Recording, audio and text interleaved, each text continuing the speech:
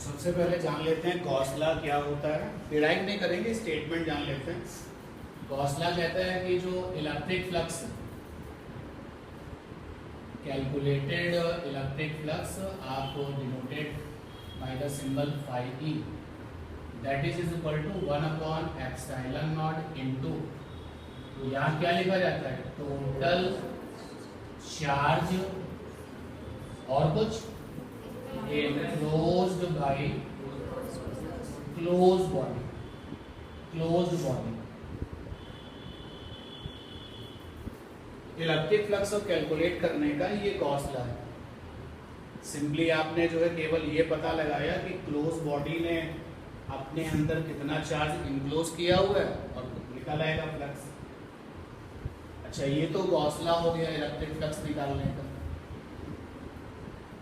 Electric flux निकालने का और कोई तरीका भी है आपके पास में? वैसे तो बहुत तरीके हैं, लेकिन जब specially we look for the Gauss law, तो इलेक्ट्रिक फ्लक्स निकालने का एक तरीका ये भी है, close integration of electric field intensity small area vector, छोटा सा जो एरिया वेक्टर है उसका रिलेटिव एरिया, करस्पॉन्डिंग एरिया क्या होगा, छोटा सा ही होगा, और आगे ये है कॉस थीटा। यहाँ पर जो डीए है ना, ये है elementary area, elementary area of given close body. जो क्लोज बॉडी गिवन है जिससे फ्लक्स का लिंक होगा, तो उसमें जो छोटा सा एरिया है,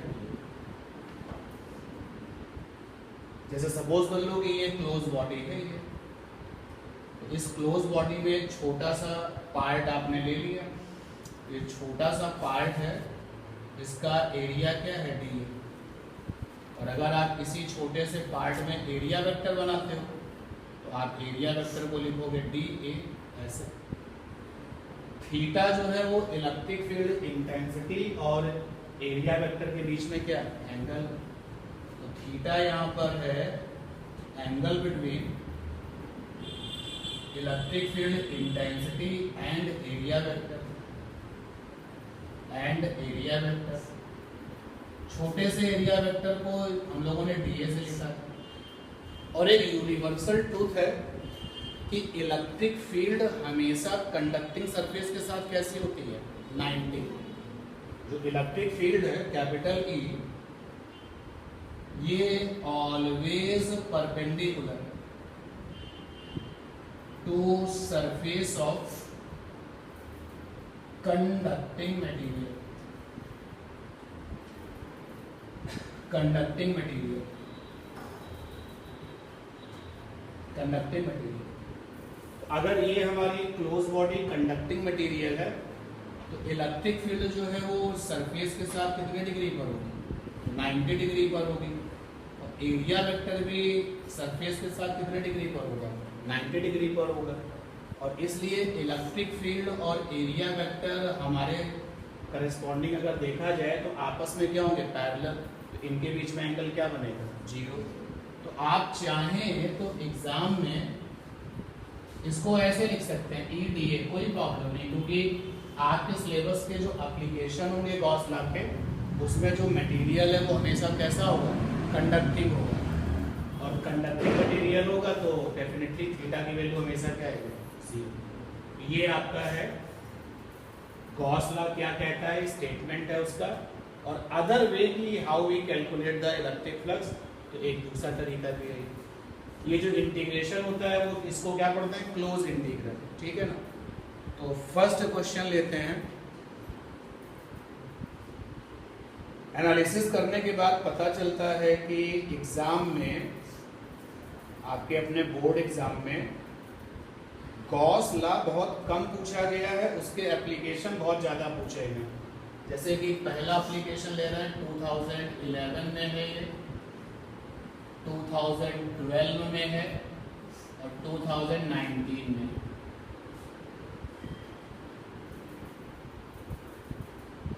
तो 2017 में भी है। और अगर आप डीपली देखेंगे तो ये बहुत जगह पर आपको मिलेगा। कहता है using the Gauss law using Gauss law को यूज करिए और find capital E means electric field intensity. कहाँ पता करना है? आउटसाइड में पता करना है, एट आउटसाइड, एट सरफेस और इनसाइड। किसके आउटसाइड, किसकी सरफेस, किसके इनसाइड?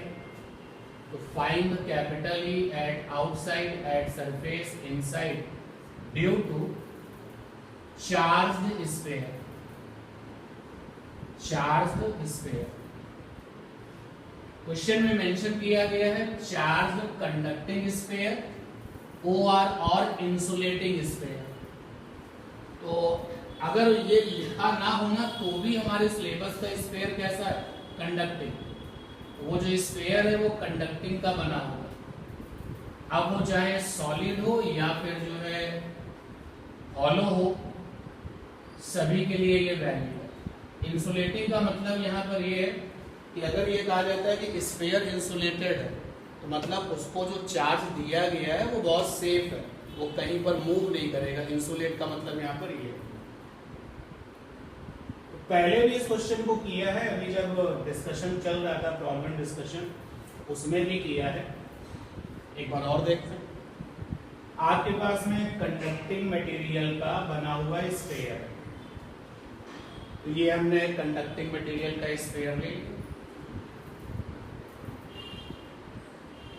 चाहे ये हॉलो हो या फिर सॉलिड हो, मटेरियल कंडक्टिंग।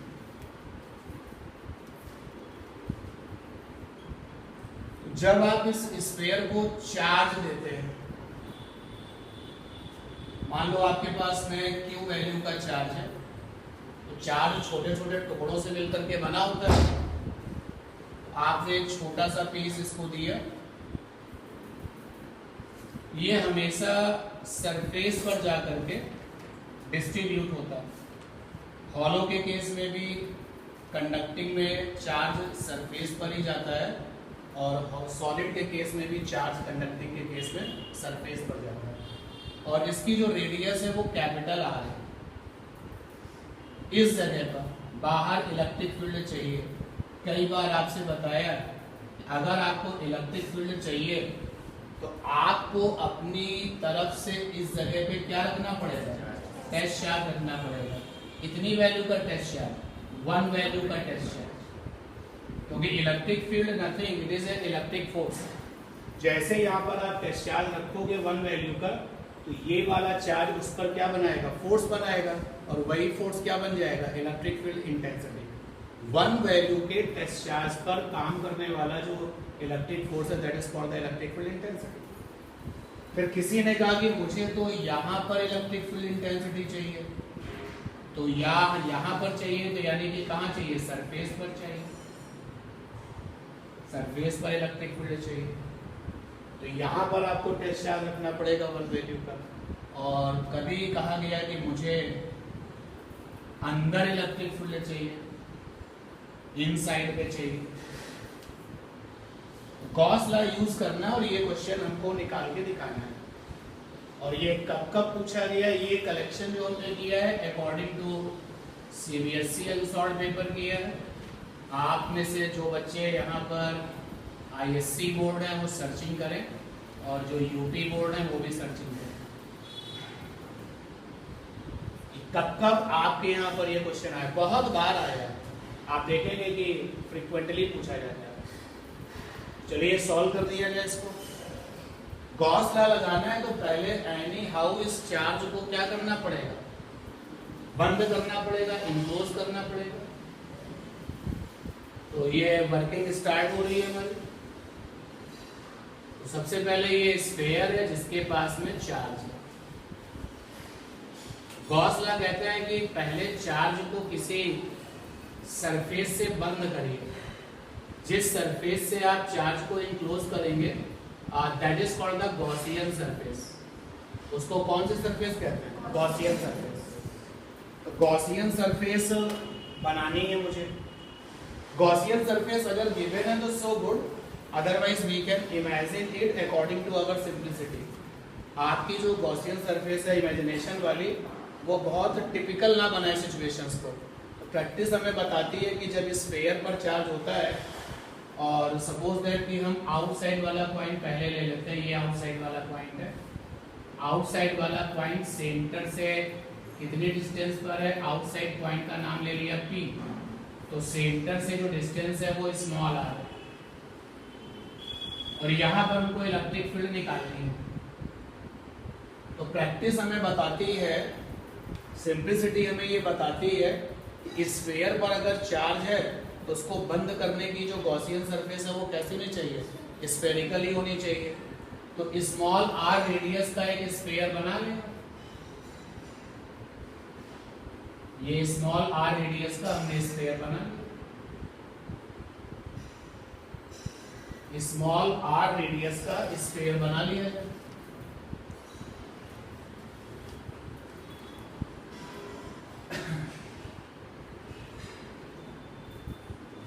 ये स्मॉल r रेडियस का स्फीयर बन गया, और ये हमारी हो गई गॉसियन सरफेस। गॉसियन सरफेस, तो इस गॉसियन सरफेस ने गिवन वाले स्फीयर को अपने अंदर क्या कर लिया, इनक्लोज कर लिया। ऑटोमेटिकली जो चार्ज था वो भी क्या हो गया, इनक्लोज हो गया।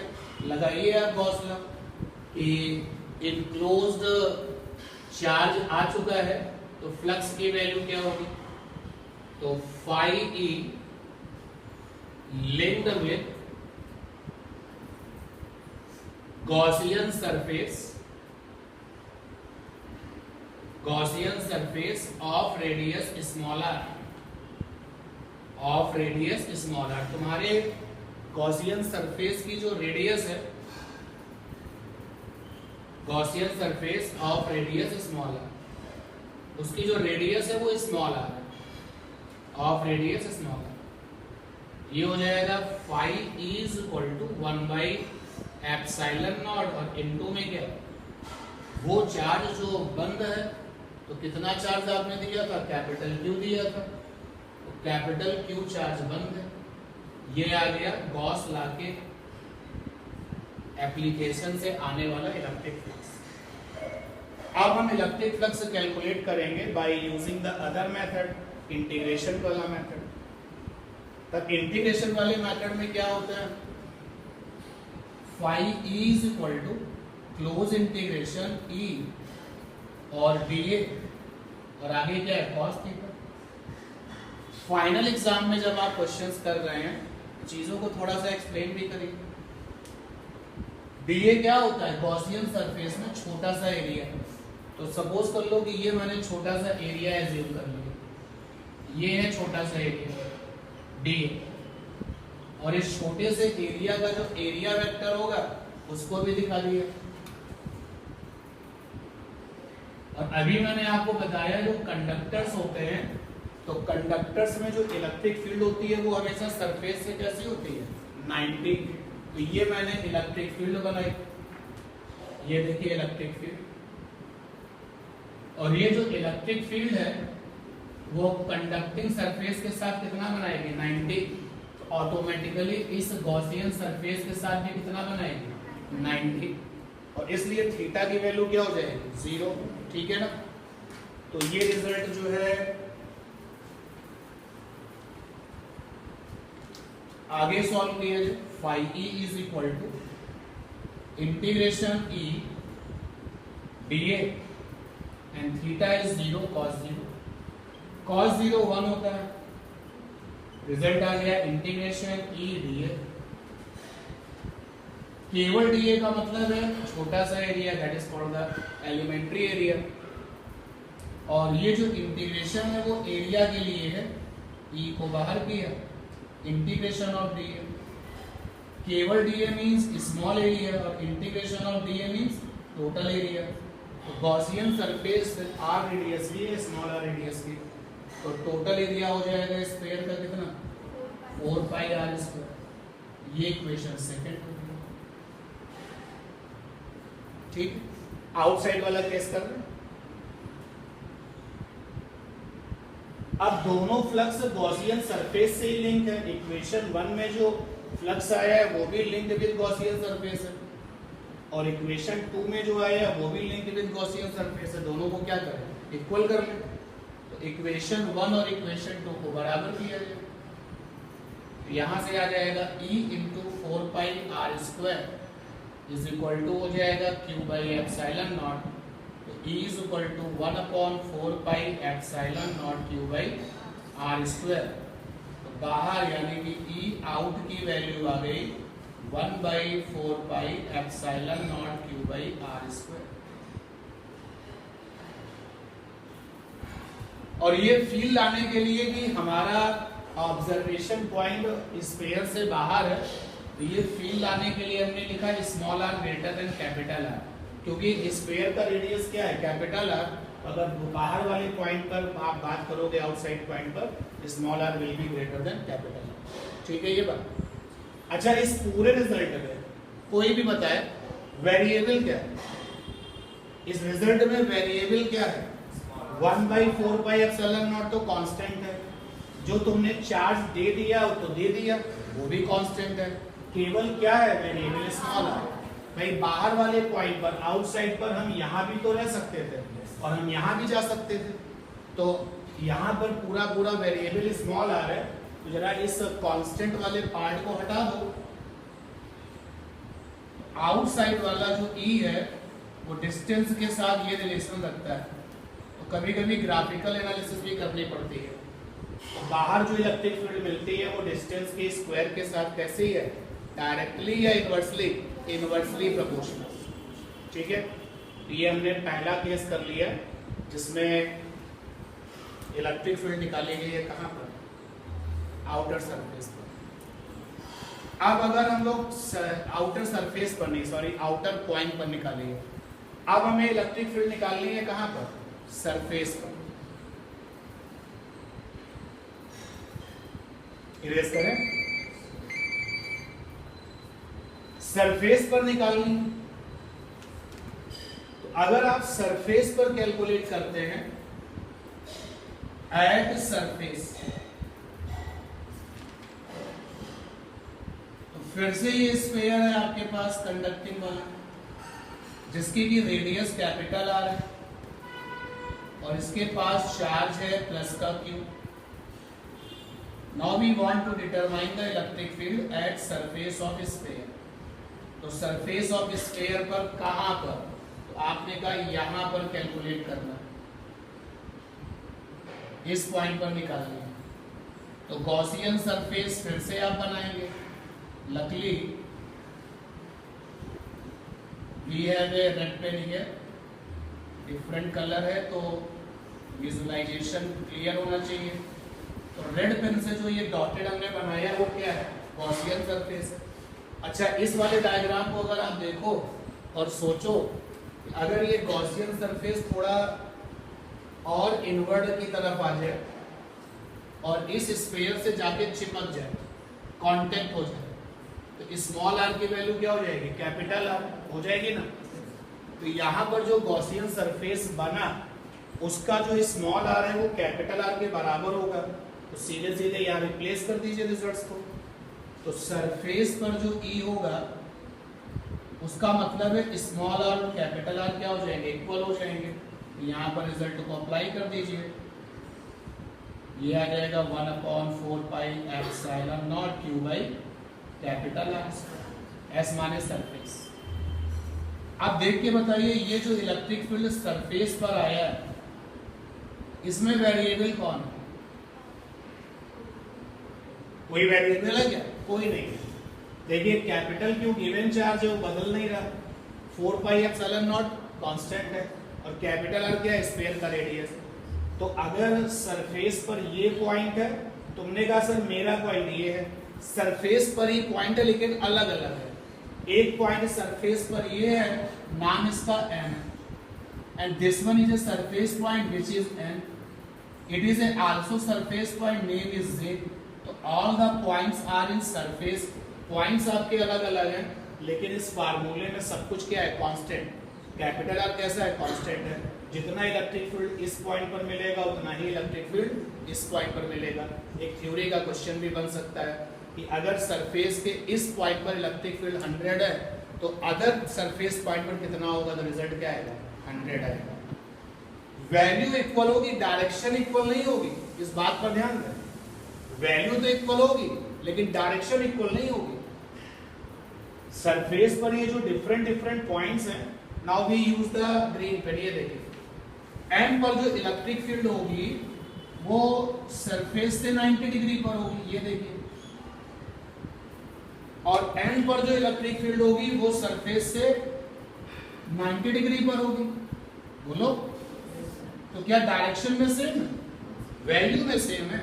इस पॉइंट पर थोड़ा ध्यान रखिएगा कि सरफेस पर जो इलेक्ट्रिक फील्ड की वैल्यू है that is equal but the direction is not equal. और इसीलिए ये जो इलेक्ट्रिक फील्ड है वो कैसी होगी, नॉन यूनिफॉर्म, क्योंकि यूनिफॉर्म का मतलब होता है वैल्यू में भी इक्वल और डायरेक्शन में भी इक्वल। ये सरफेस वाला केस हो गया। फिर अगर हम इनसाइड पर मूव करते हैं कि भाई इनसाइड पर कैलकुलेट करके दिखाइए, तो यही डायग्राम हमारी हेल्प कर देगा इनसाइड के लिए। देखिए कैलकुलेट करते हैं, what will be the electric field if the observation point is inside the sphere?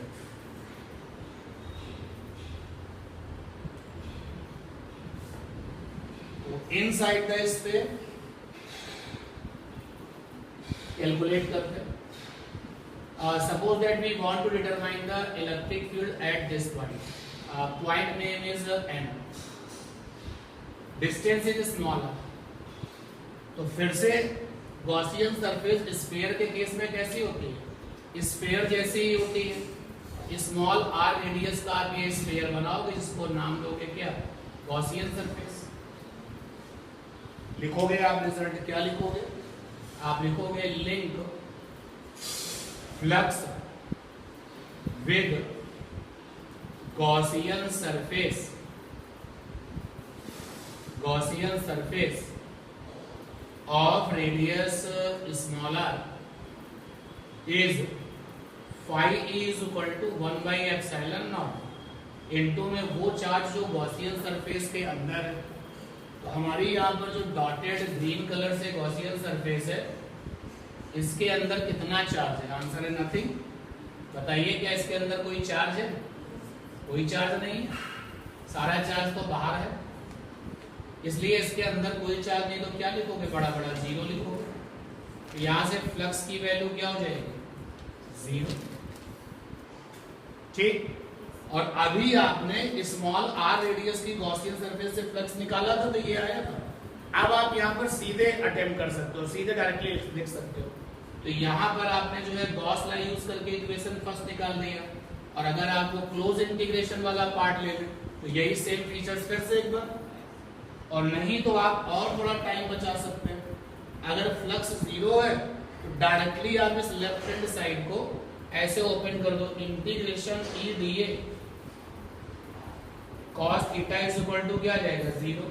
यहां से ई की वैल्यू क्या आ जाएगी, zero upon integration DA cos theta, ये आ गया जीरो।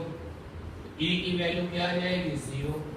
तो इन साइड वाला जो ई है वो जीरो आ गया है, और ये फील्ड लाने के लिए कि हम इनसाइड में हैं, स्मॉल आर लेस देन क्या, कैपिटल। तो ये डेरिवेशन करंट अगर हम लोग कुछ साल के अनसॉल्व पेपर देखें, बहुत इंपॉर्टेंट। कभी कभी इसका ग्राफिकल एनालिसिस भी आता है कि जो आपने इलेक्ट्रिक फील्ड कैलकुलेट की है यहाँ पर उसका ग्राफ भी जरा बताइए। तो चलिए ग्राफ की बात करते हैं, ग्राफिकल एनालिसिस करते हैं। ये हमारे पास में एक्स एक्सिस है, वाई एक्सिस है। एक्स एक्सिस पर स्मॉल आर ले लिया और वाई एक्सिस पर कैपिटल ई ले लिया। जब स्मॉल आर की वैल्यू जीरो होगी, बताओ भाई ऑब्जर्वर कहाँ होगा, स्फीयर के अंदर, और स्फीयर के अंदर इलेक्ट्रिक फील्ड कितनी आ रही है, जीरो। तो जब स्मॉल आर की वैल्यू जीरो है तो इलेक्ट्रिक फील्ड जीरो है, और जब स्मॉल आर की वैल्यू r/4 है तो भी तो अंदर ही है, अभी भी इलेक्ट्रिक फील्ड कैसा है, 0। और जब स्मॉल आर की वैल्यू r/2 है तो भी इलेक्ट्रिक फील्ड कितना है, 0। बोलो। और जब स्मॉल आर की वैल्यू 3r/4 है तब भी कितना है, 3r/4, यानी अंदर ही तो 3r/4 का मतलब क्या हो गया, अंदर ही है, रेडियस से कम, बराबर रेडियस सरफेस पर है, ग्रेटर देन रेडियस बाहर है, अभी सब हम अंदर ही है ना। जब स्मॉल आर की वैल्यू कैपिटल आर है उस समय इलेक्ट्रिक फील्ड मिली है। ये देखिए सरफेस की सरफेस कितना मिला है, स्मॉल के Q by capital R square. Small के का मतलब क्या है, स्मॉल के स्टैंड फॉर 1/4 अभी तक जितने भी डॉट्स मिले हैं सबको मिला लिया जाए, तो ये सारे डॉट्स मिले।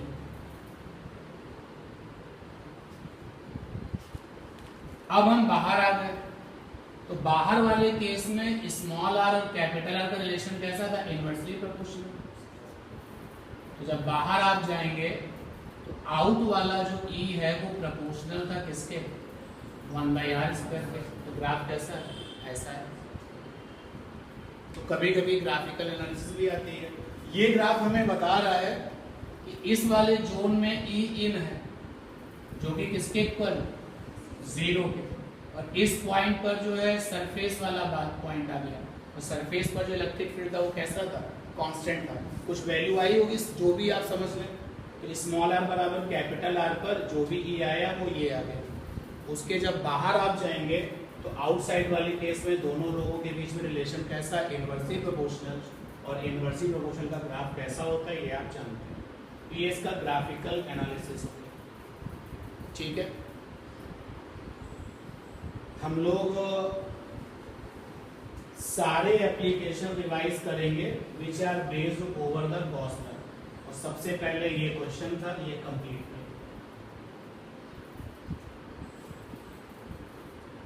हटा। चलते हैं दूसरा जो एप्लीकेशन हमने सॉल्ट पेपर से सर्च किया है उसको भी पढ़ लिया जाए। क्या है, कब कब आया ये भी आपको बताएं।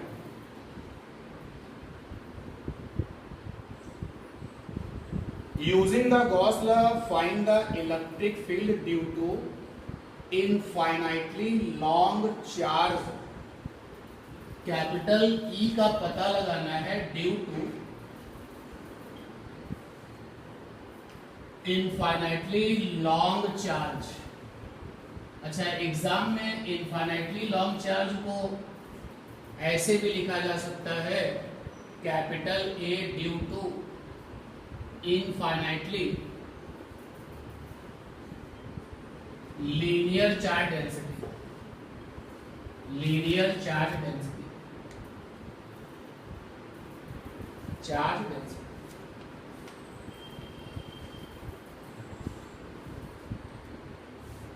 लीनियर चार्ज डेंसिटी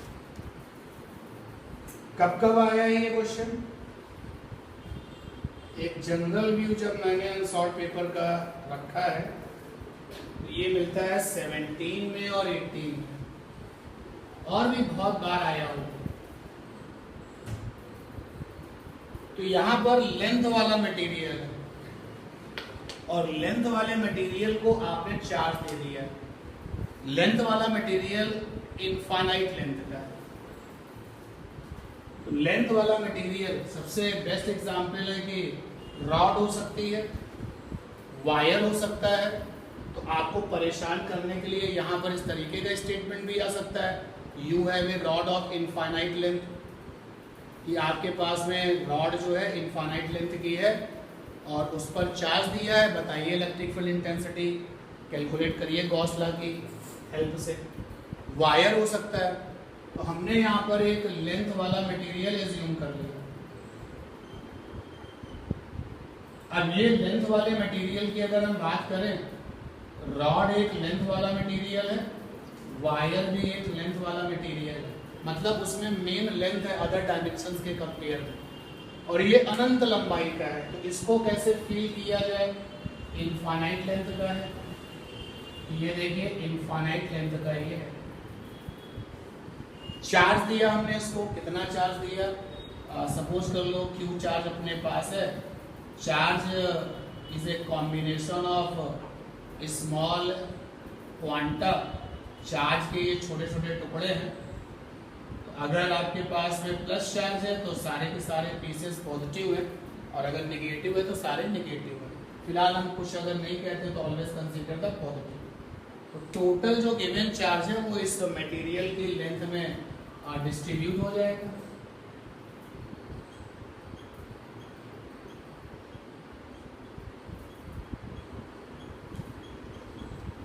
जो ग्रीन कलर से हिस्सा तुम्हें नजर आ रहा है, वैसे तो ओवरऑल इनफाइनाइट लेंथ है, लेकिन जो ग्रीन कलर से हिस्सा नजर आ रहा है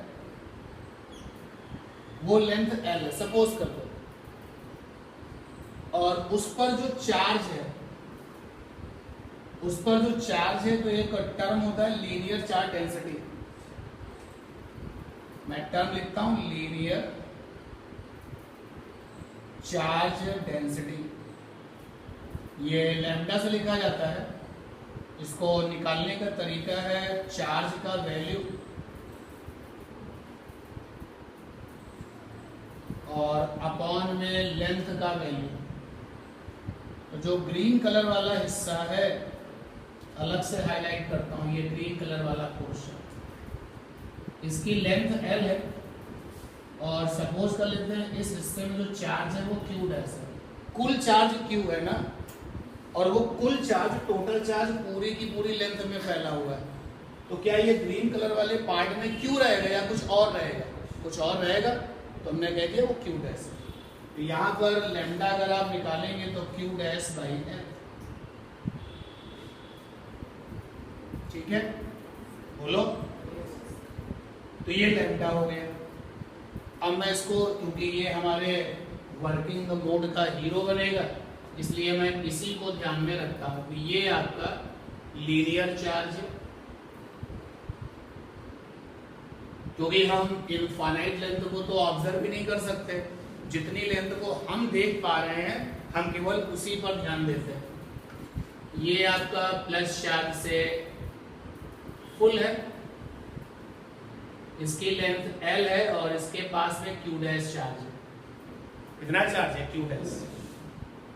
गॉस लॉ लगाना है तो पहले इसको बंद करना पड़ेगा, और क्वेश्चन का डिमांड है कि इससे इलेक्ट्रिक फील्ड चाहिए। तो लीनियर चार्ज डेंसिटी से परपेंडिकुलर डिस्टेंस पर, सपोज दैट कि यहां से परपेंडिकुलर डिस्टेंस है स्मॉल r, और आपने डिमांड करी है यहां पर इलेक्ट्रिक फील्ड चाहिए। Want to calculate the electric field at this point, इस पॉइंट पर आपको इलेक्ट्रिक फील्ड चाहिए। लीनियर चार्ज डेंसिटी से जो डिस्टेंस लेनी है वो कैसे लेनी है? परपेंडिकुलर। गॉस लॉ के लिए पहले चार्ज को बंद होना चाहिए। चार्ज को बंद करने के लिए क्लोज बॉडी चाहिए, गॉसियन सरफेस चाहिए। और गॉसियन सरफेस कैसी होनी चाहिए, ये प्रैक्टिस की बात है। और जब हम लोगों ने प्रैक्टिस किया है तो लंबाई वाले चार्ज को बंद करने के लिए गॉसियन सरफेस कैसी होती है? सिलेंडर के जैसी। तो ये डॉटेड में cylindrical Gaussian surface. You all can see the cylindrical Gaussian surface. हम लोगों ने अपनी शेड्यूल्ड क्लासेस में इस पर भी बहस की है, क्या होगा अगर हम सिलिंड्रिकल गॉसियन सरफेस ना बनाए, तो चीजें टिपिकल हो जाएंगी। तो सबसे आसान तरीके से अगर हम मूव करना चाहते हैं तो गॉस की बात को माने। उन्होंने ये बताया कि अगर चार्ज स्फीयर पर है तो गॉसियन सरफेस कैसी रखो? स्फेरिकल। और अगर लाइन पर चार्ज है तो गॉसियन सरफेस कैसी रखो? सिलिंड्रिकल। तो लीजिए भैया गॉसियन सरफेस बन चुकी है जिसके अंदर Q डैश चार्ज बंद हो चुका है। अब इस गॉसियन सरफेस से लिंक होने वाला फ्लक्स क्या होगा निकालते हैं। तो electric flux link with dotted cylindrical Gaussian surface phi is equal to 1/ε0 वो चार्ज जो बंद है, तो जिस हिस्से को हम नोटिस कर पा रहे हैं उसमें कितना चार्ज है, q डैश, इक्वेशन फर्स्ट हो गया। ठीक है, अब हम इलेक्ट्रिक फ्लक्स निकालेंगे वो इंटीग्रल वाले मेथड से, इंटीग्रेशंस वाले मेथड से भी निकालते हैं। देखिए कैसे निकलेगा, हटा रहे हैं।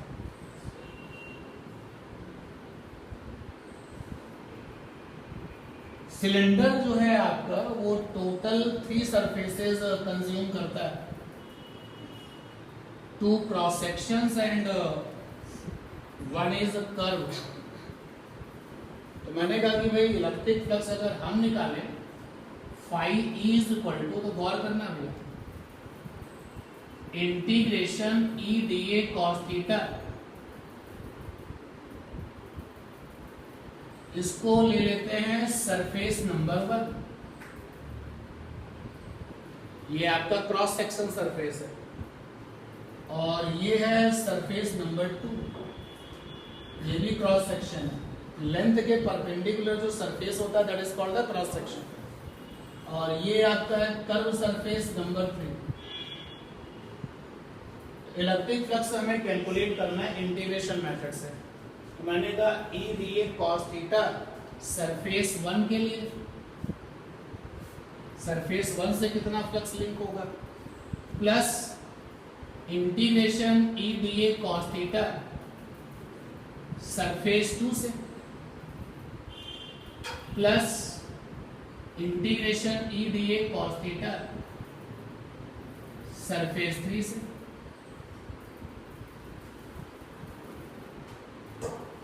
एक्सपर्ट सेज कि ये वाला जो है वो तो 0 होगा भाई,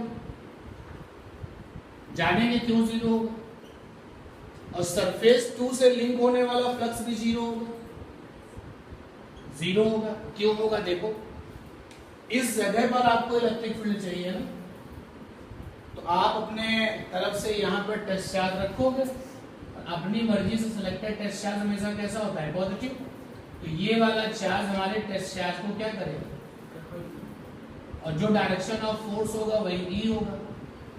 तो यार इलेक्ट्रिक फील्ड का डायरेक्शन तो ये हो गया, और सरफेस 1 का जो एरिया वेक्टर है वो ये होगा, बोलो भाई। तो सरफेस 1 में जो थीटा होगा वो कितना आएगा, 90, क्योंकि इलेक्ट्रिक फील्ड और एरिया वेक्टर आपस में कैसे हो जाएंगे, 90, और cos 90 0, तो पूरा खेल खत्म। और सरफेस 2 का जो एरिया वेक्टर है वो भी आपका 90 बनाएगा ई के साथ, बोलो। तो ये थीटा आपका 90 हो जाएगा, इसलिए इसका भी खेल खत्म, तो ये तो दोनों 0 हो गए। अब आ गए सरफेस नंबर 3 पर। तो सरफेस नंबर 3 आपकी कर्व सरफेस है, एरिया वेक्टर ये बनाओगे, बोलो भाई। और जैसे आप एरिया वेक्टर बनाओगे तो यहाँ का जो एरिया वेक्टर है और जो ई है वो कैसा होगा, पैरेलल, यानी थीटा कैसा होगा, 0। तो रिजल्ट आ जाएगा ई डी ए कॉस 0। ये आ जाएगा phi E is equal to, अब ये ई बाहर कर लीजिए, इंटीग्रेशन ऑफ डी ए, बात हो रही है सरफेस 3 की, बात हो रही है सरफेस 3 की जो कि कर्व सरफेस है। तो ये आ जाएगा आपका ई, और कर्व सरफेस का एरिया क्या होता है, 2 पाई आर है। जो कर्व वाला एरिया है दैट इज 2 पाई आर। ये लीजिए गॉसियन सरफेस से लिंक होने वाला फ्लक्स इक्वेशन 2 में भी है, और गॉसियन सरफेस से लिंक होने वाला फ्लक्स इक्वेशन फर्स्ट में भी है। दोनों को इक्वल कर दीजिए, जैसे आप इक्वल करेंगे तो आएगा E into 2 pi R L is equal to Q dash by epsilon naught, E is equal to 1 upon 2 pi epsilon naught Q dash by 2 से मल्टीप्लाई करेंगे, 2 से डिवाइड करेंगे, तो डिवाइड करेंगे तो ये 4 पाई एप्सिलॉन नॉट हो जाएगा, और ये Q डैश बाई L हो जाएगा। क्योंकि मुझे इसकी वैल्यू याद है ना, इसलिए 1/4 पाई एप्सिलॉन नॉट 2, जो साथ में ये R भी आएगा, सेटिंग सही कर लें इसको, साथ में आर भी है, ये हो जाएगा लैम्डा बाई आर, क्योंकि लैम्डा बराबर क्या था, क्यू डैश बाई एल। ये देखिए इलेक्ट्रिक फील्ड निकल आई है linear charge density. Linear charge density में वायर हो सकता है, रॉड हो सकता है, तो इनफाइनाइट वाला केस आपके लिए है, तो वही मैंने किया है। हम पूरी इनफाइनाइट लेंथ को तो देख नहीं सकते, जिस हिस्से को हमने देखा था वो कितनी लेंथ का था, एल लेंथ का था, और उससे आर डिस्टेंस पे जो इलेक्ट्रिक फील्ड निकाली है वो ये। यू ऑल कैन सी कि इस रिलेशन में कि वेरिएबल क्या है, स्मॉल आर है। देखो लैम्डा को बदल नहीं सकता, जो पोर्शन हमने चेक किया है, तो यहाँ पर ई और स्मॉल आर का रिलेशन जो है इनवर्सली प्रोपोर्शनल है। तो ग्राफिकल एनालिसिस कुछ इस तरीके की होगी, जैसे जैसे आप स्मॉल आर को इंक्रीज करेंगे ई कैसा करेगा, डिक्रीज करेगा। ठीक है, क्लियर है। चलते हैं नेक्स्ट एप्लीकेशन पर, कौन सा है वो।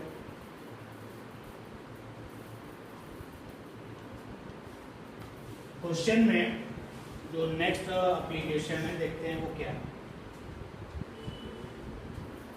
हर रिजल्ट के लिए we all are using Gauss law, so all the application related with Gauss law। क्या है थर्ड वन, चेक करते हैं।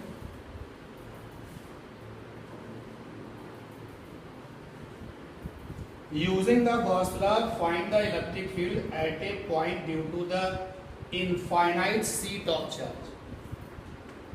आपको कैपिटल E का पता लगाना है due to infinite sheet of charge, infinite sheet of charge। और ये 16, 17, 13, 16 में दिखाई दे रहा है, 17 में दिखाई दे रहा है, 13 में दिखाई दे रहा है।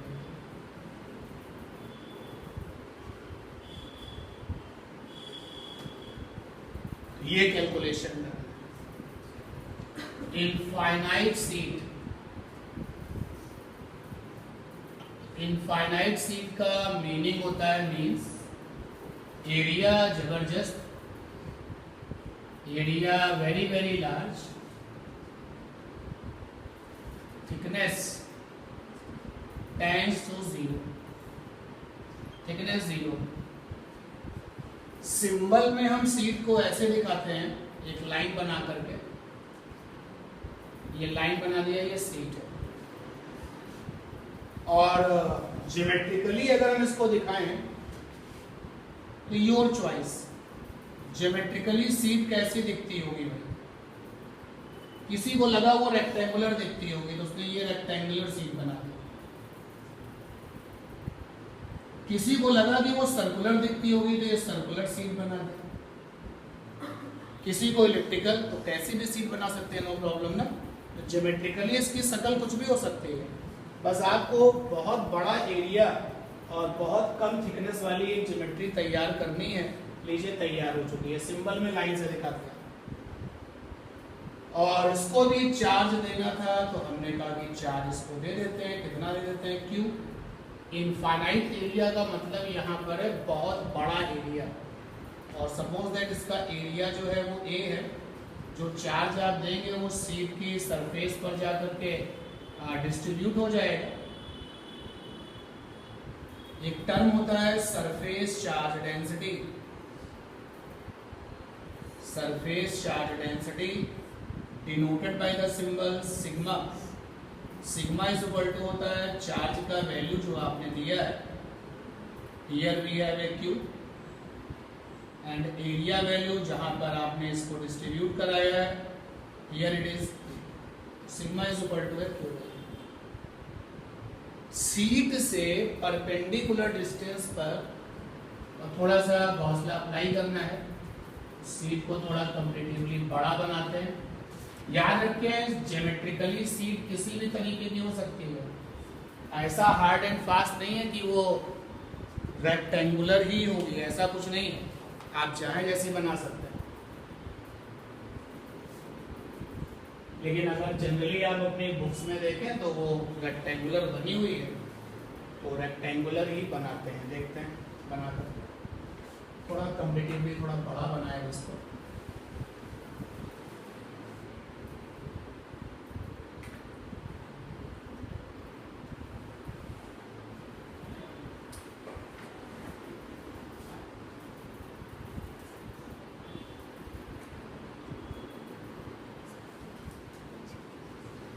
रेक्टेंगुलर शीट तैयार है।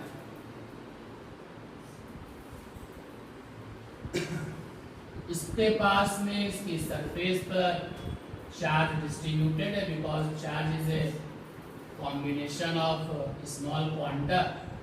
When you have a charge means you have a number of quanta, and when you given this one to other, तो ये जो quanta of charges हैं वो जहाँ जगह पाएगी वहाँ जाकर के डिस्ट्रीब्यूट हो जाएंगे। अब मुझसे इस सीट से r डिस्टेंस पर इलेक्ट्रिक फील्ड निकालना, r डिस्टेंस पर इलेक्ट्रिक फील्ड निकालना, इस पॉइंट पे इलेक्ट्रिक फील्ड निकालना। अब गॉसियन सरफेस के बिना तो काम बनना नहीं। फिर हमने गॉस को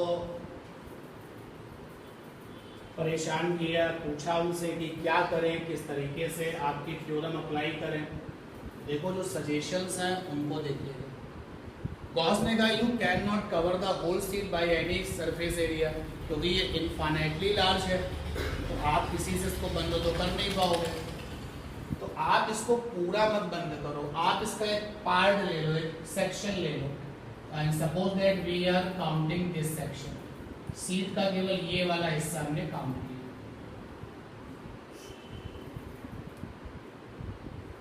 ये वाला हिस्सा सीट का काउंट किया।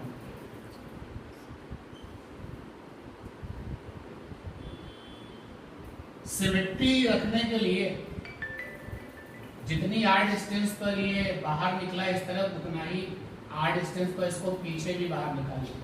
सिमेट्री के लिए थोड़ा सा डायग्राम में जो सिलिंड्रिकल गॉसियन सरफेस है वो सिमेट्रिक हो जाए, जितना इधर है उतना ही इधर। क्योंकि अगर मैं आपसे ये कहूँ कि सीट से आर डिस्टेंस पर इलेक्ट्रिक फील्ड निकालनी है तो कोई इधर भी जा सकता है, उधर भी तो जा सकता है। तो आप ऐसे भी सोच लो कि आप में से कुछ ऑब्जर्वर बन के यहाँ बैठे हैं टेस्ट चार्ज लेकर के, कुछ लोग यहाँ बैठे हैं। तो मैंने एक ऐसा गॉसियन सरफेस बनाया जिसने दोनों को कवर कर लिया। जो गॉसियन सरफेस ने सीट का हिस्सा अपने अंदर बंद किया है वो ये रहा, ये है, ये सीट का ये हिस्सा गॉसियन सरफेस के अंदर है। मैं अलग से निकाल लेता हूं इसको, ये देखो, ये रही Gaussian surface.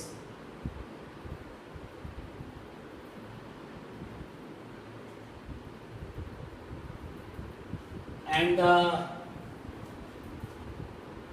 part of sheet which is within the Gaussian surface is this one. इस शीट का वो हिस्सा है जो इस गॉसियन सरफेस के क्या गया, अंदर आ गया। मान लेते हैं कि इसका जो एरिया है वो डी है, क्योंकि मैंने एक पार्ट लिया है, छोटा सा पार्ट लिया है, इसलिए इसका एरिया क्या ले लिया, डी। तो वन एरिया पर कितना चार्ज है, सिग्मा। भाई सिग्मा का नाम क्या था, सिग्मा है Q अपॉन ए। तो Q माने चार्ज, A माने एरिया। तो सोचो अगर एरिया की वैल्यू 1 तो सिग्मा का मतलब क्या होता है, चार्ज पर यूनिट एरिया। भाई यहाँ पर एरिया 1 हो गया तो सिग्मा बराबर Q आ गया, तो क्या कहेंगे, charge in one area. One area पर जो चार्ज होता है वो कौन है, सिग्मा। तो यही यूनिटरी मेथड अप्लाई करते हैं। इसका जो एरिया है वो डीए है, इसके पास कितना चार्ज होगा ये निकालना है। तो in one area charge is sigma, तो इन डीए एरिया चार्ज हो जाएगा सिग्मा डी। यानी ये चार्ज हमें पता चल गया, सिग्मा डी ए चार्ज, और ये गॉसियन सरफेस के अंदर बंद है। और ये डिस्टेंस जो है इधर r है और इस तरफ भी डिस्टेंस r है। सिमेट्री रखने के लिए अगर आपको मेरी ये बात सिमेट्री वाली समझ में नहीं आ रही है तो आप ऐसा सोच लो कि जब सीट से कुछ डिस्टेंस पर इलेक्ट्रिक फील्ड निकालनी है वो डिस्टेंस उधर भी हो सकती है और इधर भी हो सकती है।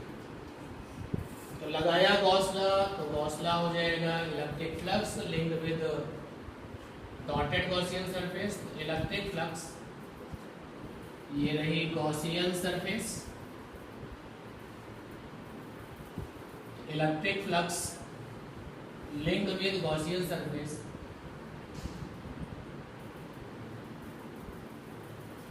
Gaussian surface phi is equal to 1/ε0 into में वो चार्ज जो गॉसियन सरफेस के अंदर बंद है, कितना बंद है, सिग्मा डी। ये आ गया इक्वेशन फर्स्ट। अब हमने इंटीग्रेशन से निकाला इलेक्ट्रिक फ्लक्स, तो electric flux integration E D A cos theta, E D A cos theta और E D A cos theta, क्योंकि हमारी गॉसियन सरफेस पर एक बार फिर से 3 सरफेस है। एक ये है नंबर 1, एक ये है नंबर 2 और एक ये है नंबर 3। नंबर 3 वाली कर्व है, तो ये हो गया नंबर 1, ये हो गया नंबर 2 सरफेस और ये हो गया नंबर 3। नंबर 3 वाला 0 होगा, क्यों 0 होगा देखो भाई, चेक करो।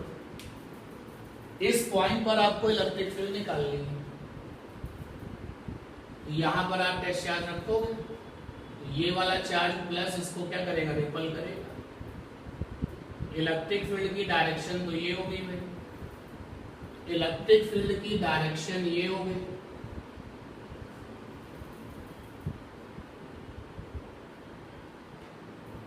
और नंबर 3 वाली सरफेस कैसी है, कर्व है, और कर्व सरफेस पर जो एरिया वेक्टर है वो ऐसा हो, बोलो भाई। तो एरिया वेक्टर और इलेक्ट्रिक फील्ड आपस में कितना एंगल बनाएंगे, क्योंकि यहाँ पे थीटा 90 होगा, इसलिए ये तो 0 हो जाएगा। तो ये सरफेस नंबर 3 तो खत्म हो गया। ये आया ई डी ए, ये 0 हो जाएगा सरफेस में, सरफेस में। अब देखिए, अब आपको यहाँ पे फाइनल डिसीजन लेना होगा कि ऑब्जर्वर बन के, तो एक ऑब्जर्वर 2 जगहों पे तो नहीं हो सकता ना, तो अब आप सिंगल ऑब्जर्वर बन जाइए और हम सब लोग यहाँ पर इस जगह पर, सारे के सारे ऑब्जर्वर यहाँ पर, या तो आप इस साइड है या फिर आप उस साइड है, जो भी आपका फैसला है।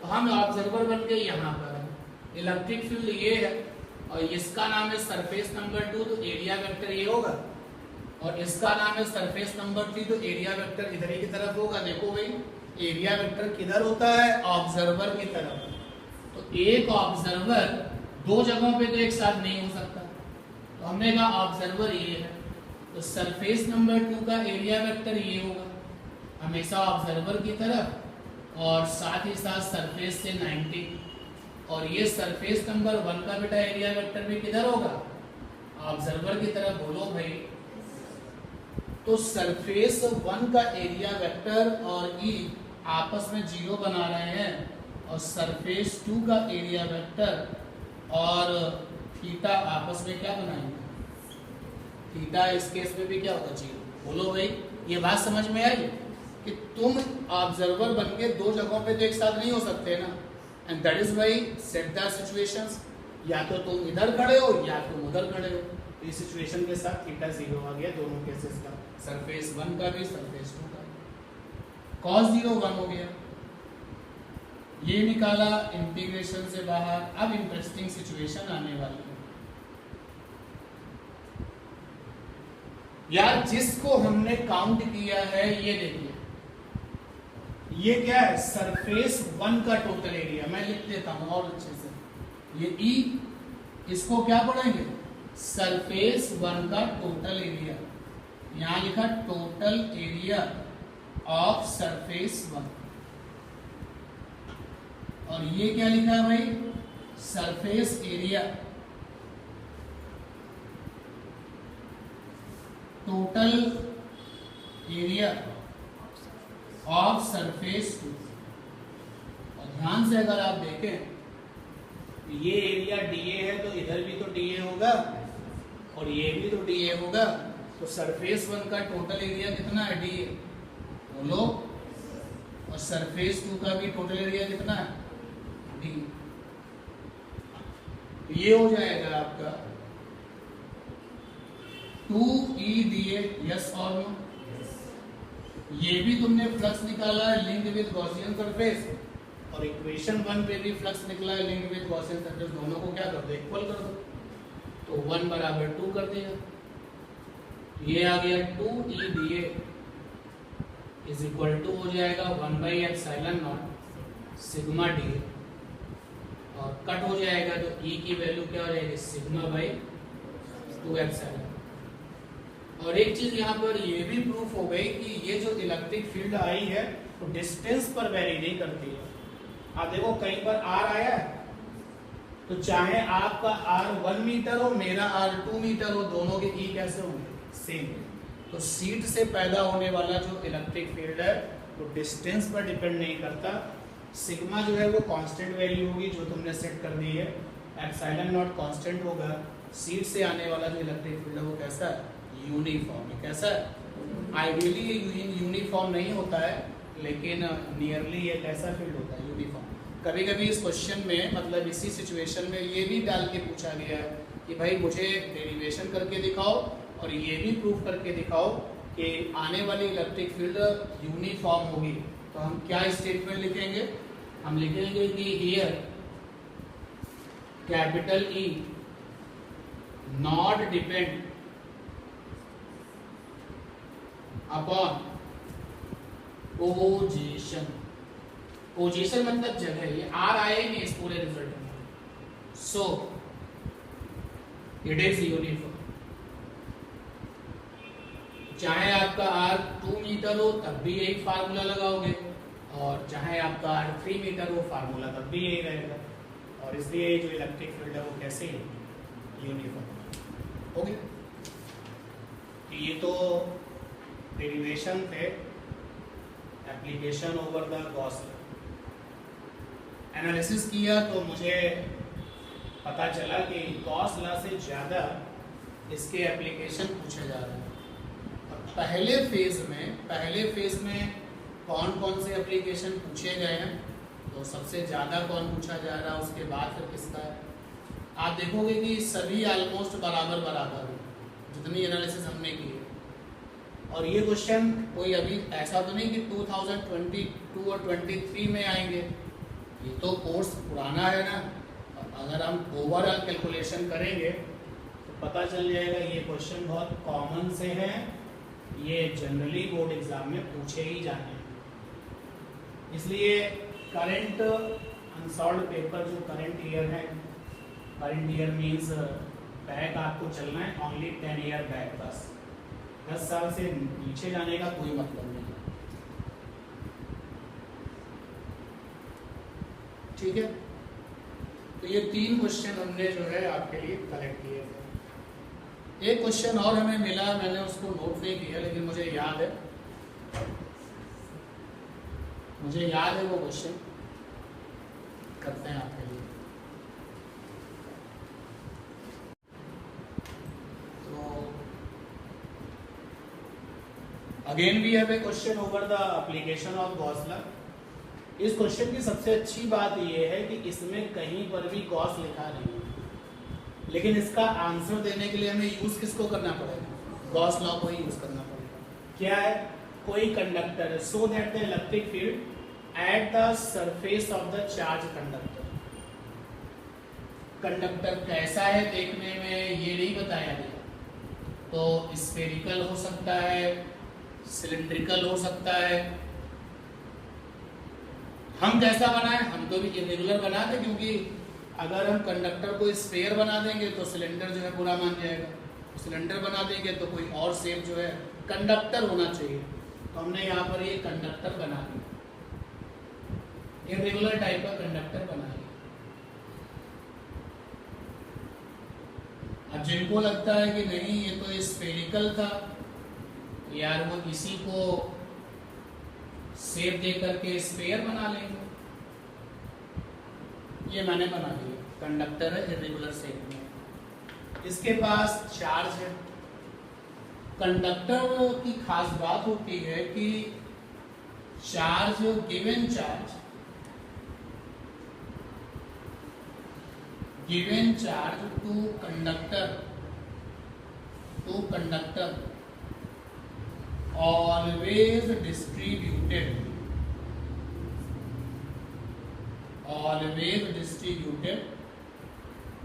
over surface of material,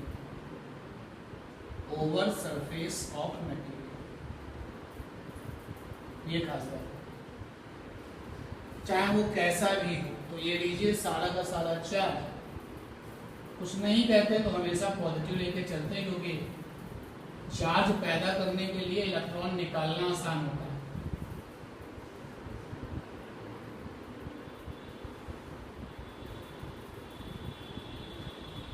अगर बॉडी रेगुलर शेप में है तो बंटवारा बराबर बराबर होता है। तो चार्ज आप देते हो उसका डिस्ट्रीब्यूशन कैसा होता है, इक्वल। रेगुलर का मतलब हो गया रेडियस ऑफ कर्वेचर फिक्स होनी चाहिए। जैसे मान लो कि स्फीयर, तो उसमें जब चार्ज आप दोगे तो सरफेस पर बराबर बराबर फैलेगा, यूनिफॉर्म डिस्ट्रीब्यूशन होगा। और अगर इरेगुलर है तो सरफेस पर ही जाएगा, कहीं ज़्यादा जाएगा और कहीं जहाँ पर रेडियस ऑफ कर्वेचर कम होगा वहाँ ज़्यादा जाएगा। खैर इससे भी कोई मतलब नहीं है। तो मुझे सरफेस ऑफ द कंडक्टर पर इलेक्ट्रिक फील्ड चाहिए, तो सरफेस चुन लेते हैं, ये यहाँ चाहिए। Also you can say skin of the conductor पर इलेक्ट्रिक फील्ड चाहिए, तो कंडक्टर की स्किन पर इलेक्ट्रिक फील्ड चाहिए। तो लीजिए यहाँ पर एज्यूम कर लो कि टेस्ट चार्ज रखा होगा, ठीक है। अब गॉसला लगाना है। इस क्वेश्चन की सबसे जो खास बात है, ये ओवर द गॉसला क्वेश्चन है। कॉन्सेप्ट कैसा होगा, गॉसला, बट गॉसला कहीं मेंशन नहीं है। अभी तक में सभी में गॉसला मेंशन था। आपने जो है जैसी ये बॉडी है, ये भी देखो गॉसला का कमाल है। गॉसला आपको समय समय पर अपडेट करते हैं। गॉस का जो लॉ है वो आपको बताता है कि ऐसा कर लो तो आसानी हो जाएगी, ऐसी गॉसियन सरफेस ले लो, वैसी गॉसियन सरफेस ले लो।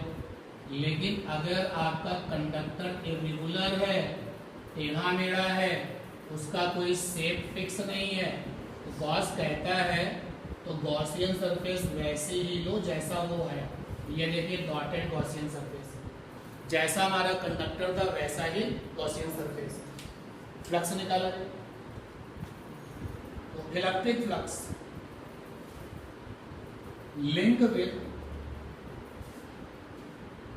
Dotted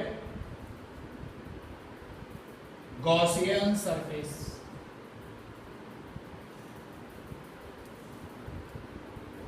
phi is equal to 1/ε0। वो चार्ज जो बंद है, तो ग्रीन कलर की डॉटेड गॉसियन सरफेस ने कितना चार्ज अपने अंदर बंद कर लिया है, जितना तुमने कंडक्टर को दिया था। और सपोज कर लेते हैं जो गिवन चार्ज था कंडक्टर को वो Q, यहाँ लिख देते हैं। जो कंडक्टर को गिवन चार्ज है वो कितना है, Q है। सारा का सारा डिस्ट्रीब्यूट कहाँ हो गया, सरफेस पर। और मेरी ग्रीन कलर की डॉटेड गॉसियन सरफेस ने अपने अंदर इसको बंद कर लिया। इक्वेशन फर्स्ट हो, ठीक। अब चलते हैं फ्लक्स निकालते हैं इंटीग्रेशन से। तो phi is equal to integration E V A cos theta. इस जगह पर इलेक्ट्रिक फील्ड चाहिए, तो यार इस जगह पर जो एरिया वेक्टर होगा वो ऐसा होगा, बोलो भाई। और इलेक्ट्रिक फील्ड हमेशा कंडक्टर के साथ कैसे होती है, perpendicular. Electric field conducting surface के साथ परपेंडिकुलर, और हमारी जो गॉसियन सरफेस है वो कंडक्टर के साथ चिपकी हुई है, कांटेक्ट में। तो एरिया वेक्टर भी कैसा है, 90 डिग्री पर। आपस में कितना हो गया, 0। ई डी ए कॉस 0। यहाँ से आ गया फाई ई बाहर आ गया, इंटीग्रेशन ऑफ डी। केवल डी ए का मतलब small area of A Gaussian surface, integration of D A का मतलब टोटल एरिया। अब आप देखो ये हरे कलर की जो डॉटेड लाइन है वो कौन है, गॉसियन सरफेस है। और एक तरीके से देखा जाए तो ये कंडक्टर के साथ कांटेक्ट में है ना, बोलो। इसका एरिया कंडक्टर के एरिया के क्या होगा, बराबर होगा। सरफेस एरिया बोलो, क्योंकि कांटेक्ट में रहना है तो एरिया क्या होना चाहिए, नियरली इक्वल होना चाहिए। तो पिलो कवर का जो सरफेस एरिया, पिलो का जो एरिया है और पिलो कवर का जो सरफेस एरिया वो कैसा होगा, इक्वल होगा, नियरली इक्वल होगा, तभी तो उसके साथ सही से वो फिट होगा। तो लिख दिया मैंने ई। यहाँ पर मुझे लिखना था एरिया ऑफ गॉसियन सरफेस, तो मैंने फेथफुली जो होना चाहिए वही लिखा है। And after that area of conductor,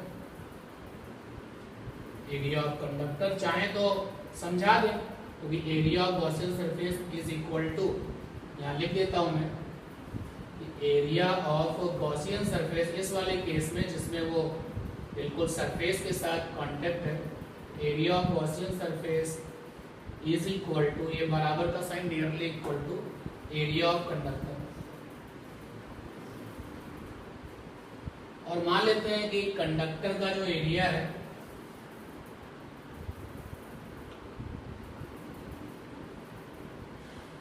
वो है ए कैपिटल, तो ये आ जाएगा phi E is equal to E into ए।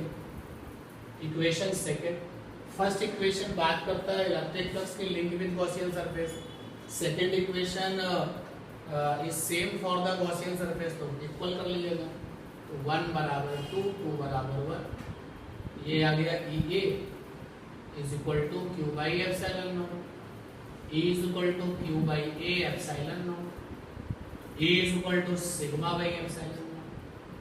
तो ये सिग्मा बराबर क्या होता है, हमने तो इलेक्ट्रिक फील्ड निकाल ली, लेकिन हमें तो इसको ऐसा बनाना है, वेक्टर में बनाना है, तो लीजिए वेक्टर बना देते हैं। वेक्टर क्या कहता है, वेक्टर बराबर होता है वेक्टर की वैल्यू और साथ में यूनिट वेक्टर। यार इलेक्ट्रिक फील्ड इंटेंसिटी वेक्टर वाला, यहाँ पर क्या लिखेंगे, इलेक्ट्रिक फील्ड इंटेंसिटी वैल्यू वाला, वैल्यू ये है सिग्मा बाई एप्सिलॉन। अच्छा, इलेक्ट्रिक फील्ड की डायरेक्शन ये देख रहे हो आप, तो इसी डायरेक्शन में जो यूनिट वेक्टर है, क्वेश्चन ने क्या कहा है, वो कौन है, एन कैप।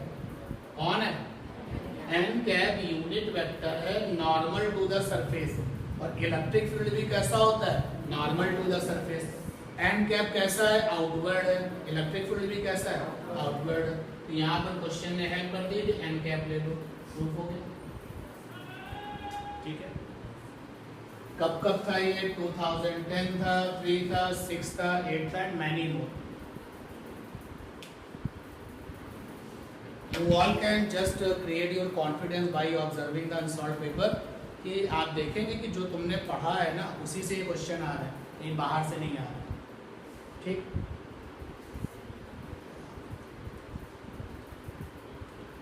अब